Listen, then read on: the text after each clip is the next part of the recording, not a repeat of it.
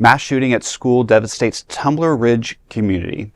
Canadian authorities have identified the suspect in the mass shooting that left at least 8 people dead in Tumbler Ridge as 18-year-old trans woman Jesse Van Rootselaar.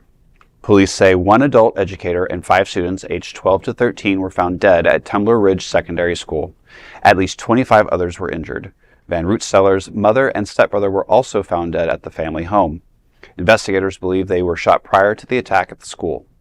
According to the Royal Canadian Mounted Police, Van Rootselaar was a former student who dropped out 4 years ago. She began her social transition 6 years ago. Authorities say she was found deceased in the school library, where most victims were located. An RCMP spokesman said local police had visited the suspect's home multiple times over several years, including for mental health assessments. Firearms were also the subject of at least one call to the family's home.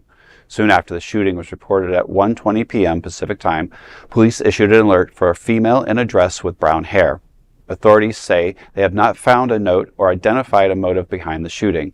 Tumbler Ridge Secondary School serves about 175 students in a remote community of roughly 2,400 residents.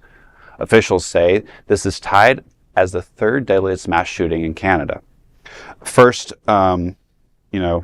I hate saying our thoughts and prayers, but our thoughts and prayers do go out, and our condolences to the community at large, both of the victims and their neighbors and their families and friends, because this is going to affect that entire community.